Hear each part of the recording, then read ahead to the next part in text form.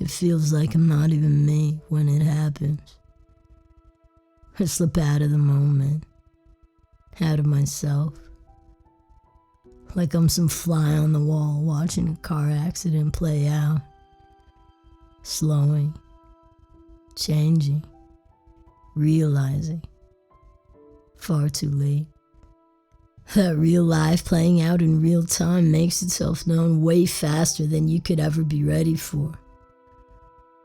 There's this high-pitched tension fading into and out of the silence, filling the room, hanging thick in the air, robbing me of time.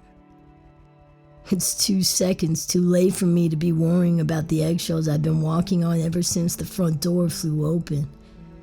Dad's iron grip shifts from my wrist to my throat in the space of a second. I don't have time to react, to escape, to breathe.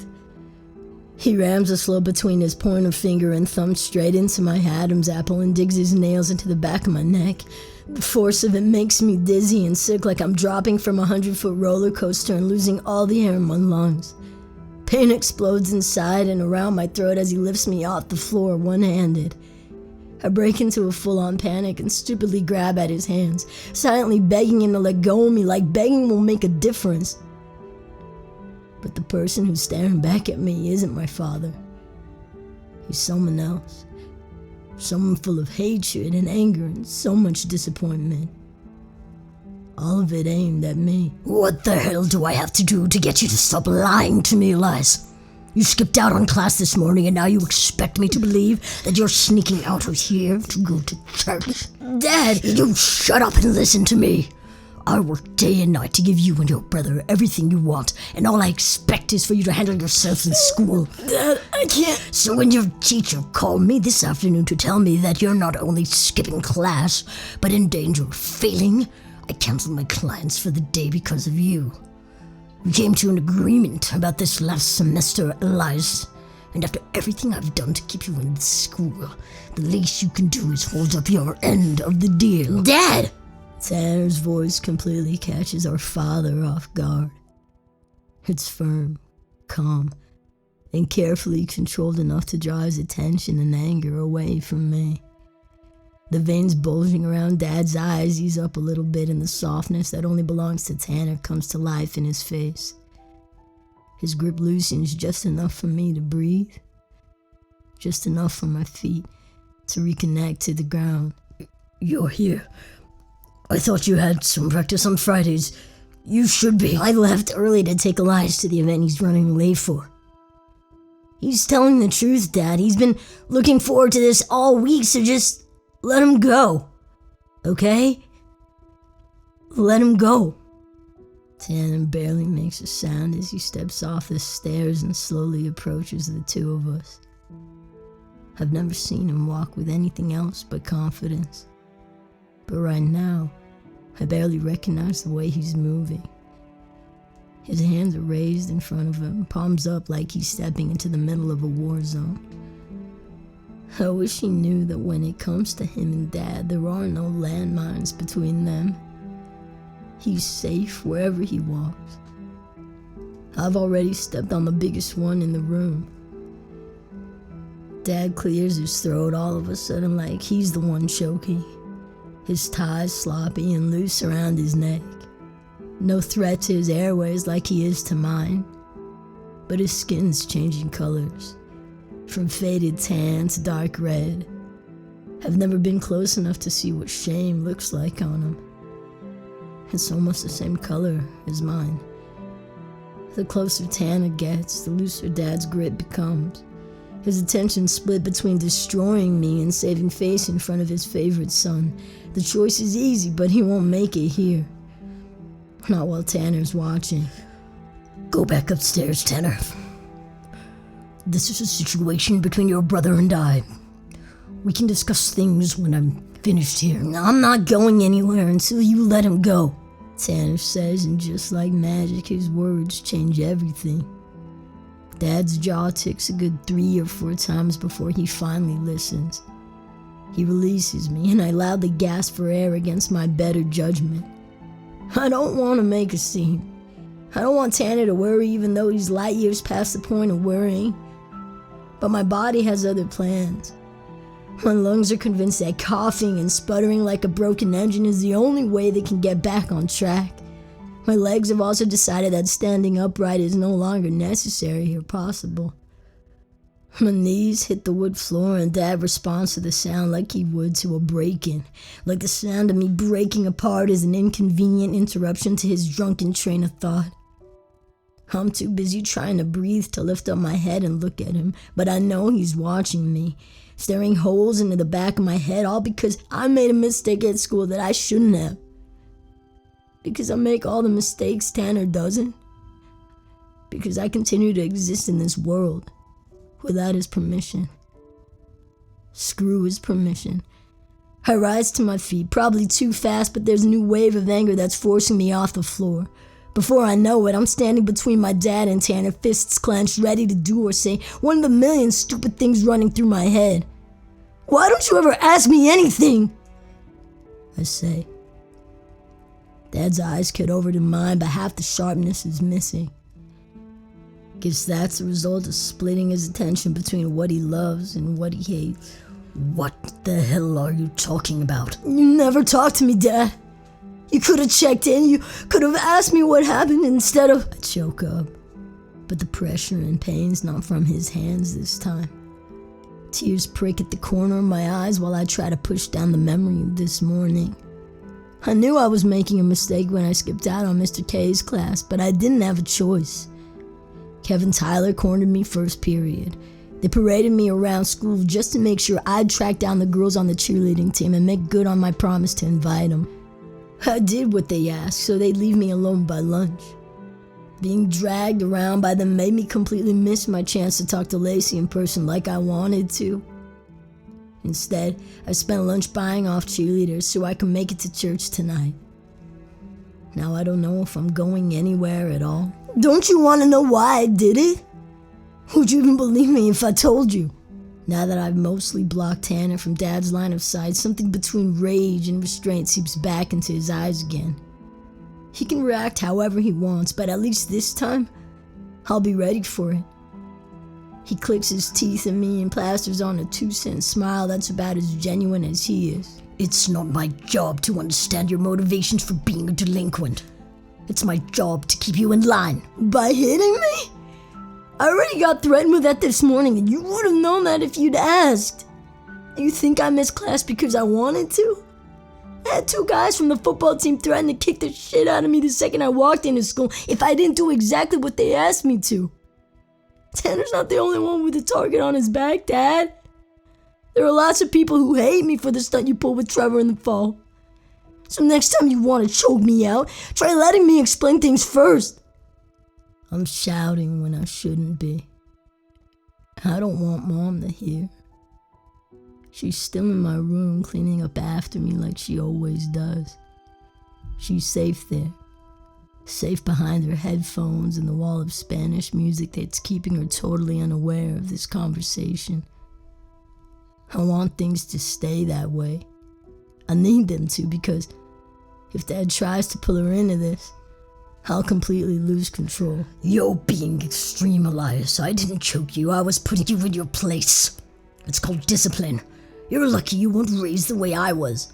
You don't know what being hit means. And he shouldn't have to. Tanner steps in front of me with his arms outstretched, keeping me shielded from Dad's reach for the first time. Now, I don't care what you're pissed at him for.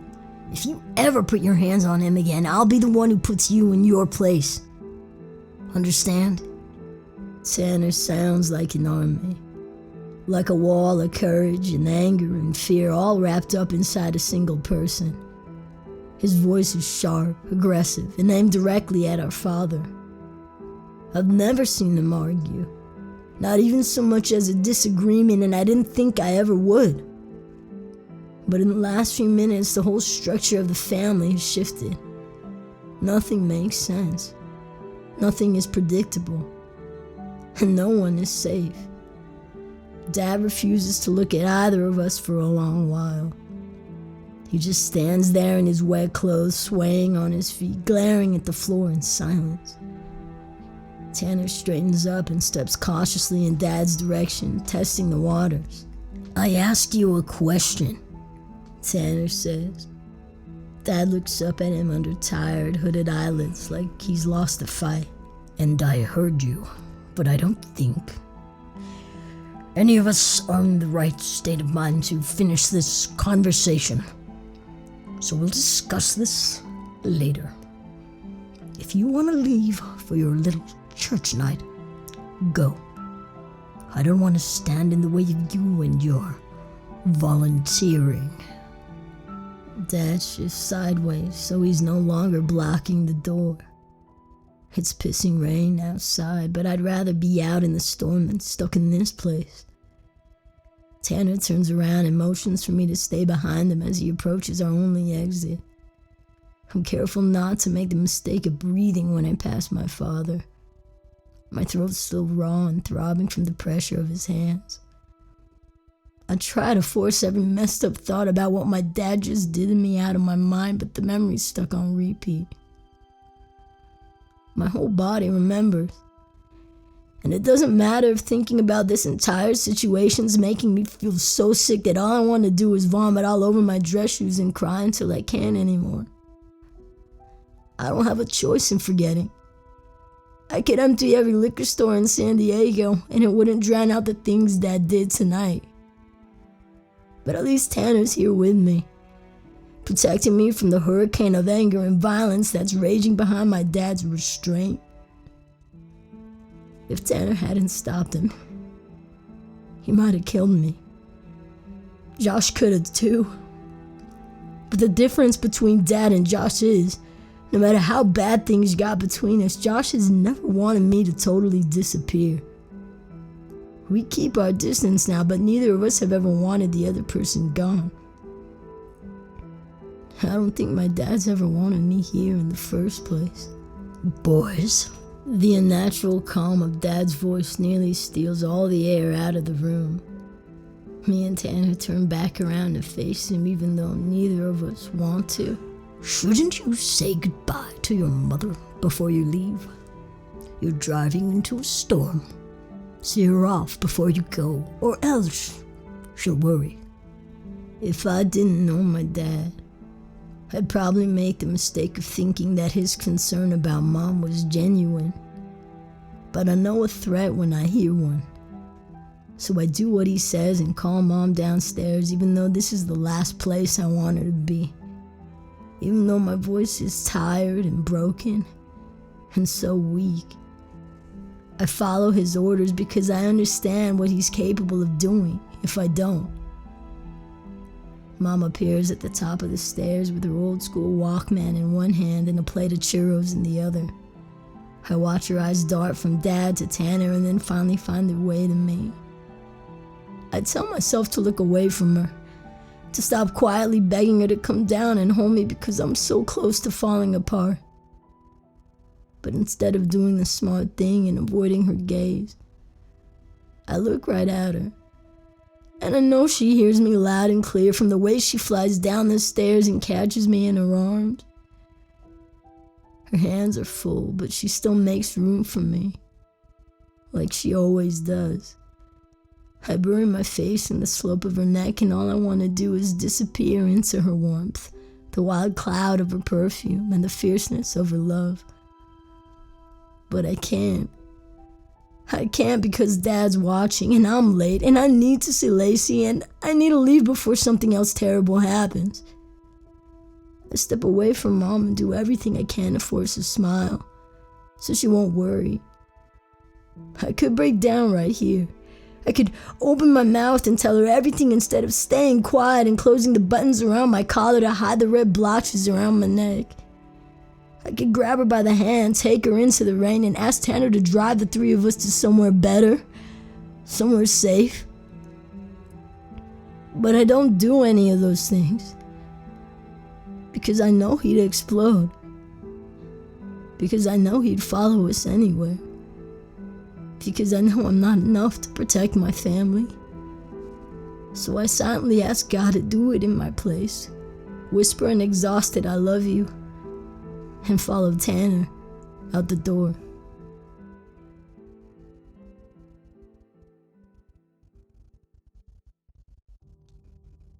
Once we're outside, I stare up at the rain so my brother won't see me crying. He throws his arms around me and holds me steady because he knows I need him to. I want to tell him how scared I was, how grateful I am, and how I love him more than anybody else for standing up for me. He's always in my corner, even when I push him away, even when I act like I don't need him to be. But tonight I needed him, and he saved me. He saved my life, and all I can do is stand here and fucking cry. I'm so sorry, Tan. I didn't want this to happen. I didn't mean to make him upset like that. I didn't mean for any of this to... I need you to listen to me. Okay? You didn't do anything wrong, Elias. You didn't do anything to deserve that. Nobody deserves that. You hear me? I do. But Dad's voice is louder in my head. If I hadn't skipped class, none of this would have happened. This situation is my fault, even if Tanner doesn't want it to be. I messed up, Tanner. I promised him I'd do better at school, and I'm not, so maybe this makes sense. That always makes sense. You heard him. He wouldn't have done that to me if I hadn't. He was wrong. Everything about what happened in there was wrong, and I won't ever let that happen again. He's never going to touch you again. Now while I'm here, not if I can... The sudden shattering of glass stops Tanner mid-sentence and sends the both of us sprinting back inside the house. Pieces of broken plate are scattered across the floor, and Mom's Walkman is split in half, lying in front of us on the welcome mat. My mind starts filling in the gaps of what I'm seeing in front of me with excuses. 100 nonsense reasons that would explain why Mom's on the floor, holding her bloodied hands in front of her mouth, crying. I want to believe that she fell. That this whole situation is an accident, and the reason my dad's frantically trying to console her isn't because he's the one who did this. But then he apologizes.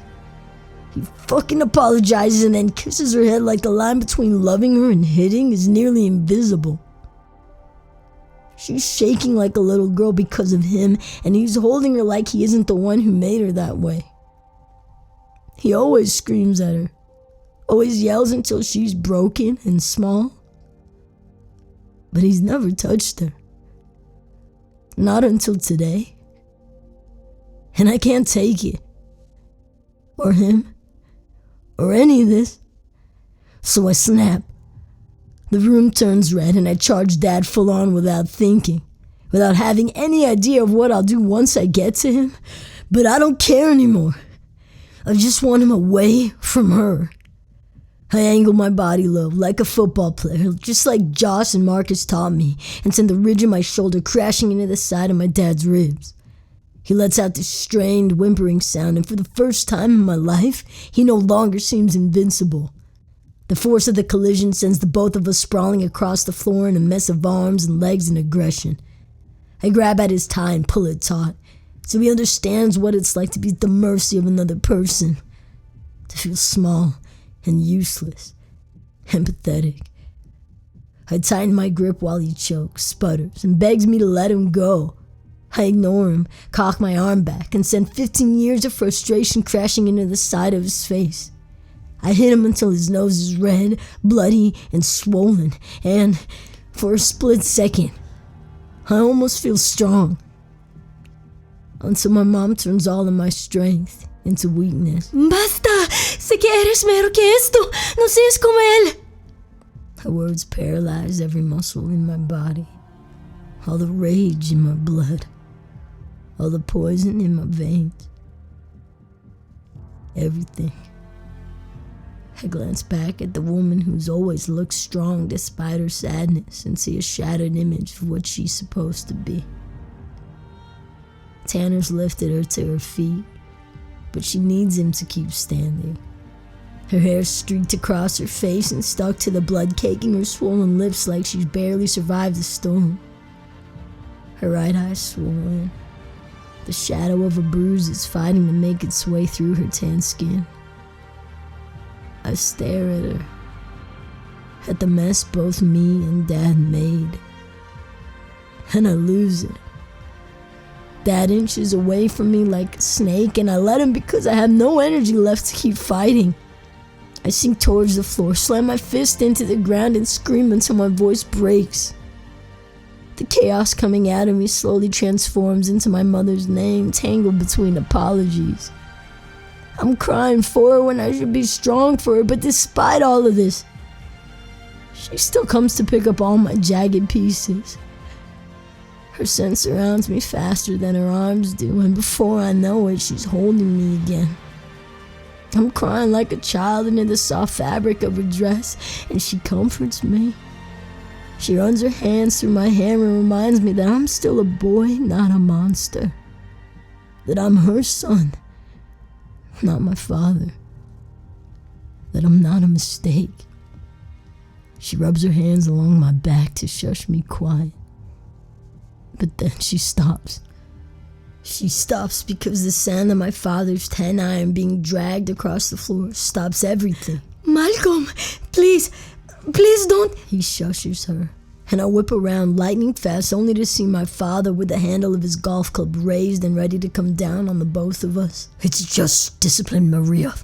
He won't learn to respect me if he isn't taught.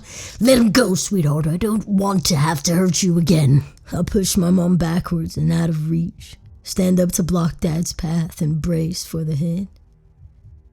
There's a swift, muffled thudding sound, and then the living room disappears. Someone is shouting, but I can't understand them. The words are suddenly muffled and hollow like the whole world's underwater.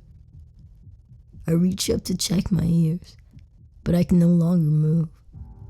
My arms are pinned at my sides, the rest of my body's locked in place. I should be in pain. I should be broken or bruised 100 times over, but instead, I'm surrounded by warmth and strength and protection. I breathe in the familiar smell of Tanner's t-shirt, lift my head away from where he has it cradled against his chest, and stare up at him confused. I expect to see him looking back at me, but he isn't. His eyes are tightly closed and his body's rattling in time with the same thudding I heard earlier. His breathing's strange, ragged and uneven, strained. I open my mouth to ask him what's happening, to try to understand all the broken and chaotic sounds inside his body, but then a new one steals my attention. Metal cracks against bone, and suddenly Tanner's no longer able to keep us standing. He's no longer strong. The weight of his body sinks to the floor and under the weight of Dad's golf club, and I sink along with him. I keep saying his name, but he isn't answering. His body's heavy on top of mine, so much so that I can barely hold his weight anymore. I scramble to keep his head upright in my hands, the way they taught us in first aid at the start of the school year. Secure the airways, protect the head. I do what I was taught. I handle him carefully, correctly. My palms come away warm and sticky. They didn't teach me how to handle this. Tanner's bleeding. He's bleeding everywhere, and I don't know what to do, and my mom's screaming and scrambling over to the phone that called for help, and the whole world's falling apart. But Dad is still. His shadow is still hovering over the two of us, like it always has been. He drops his club next to me and whispers that all of those hits were meant for me. That all of this is my fault. He blames me over and over and screams at me to move out of his way, to disappear, to stop blocking him from reaching his son. But I don't move. I do what Tanner did for me. I protect him from Dad with everything I have. I hold him steady. I hold him close. And pray to God he won't slip through my fingers. Even if it's too late. Even if he's hurt. Even if all of this is my fault.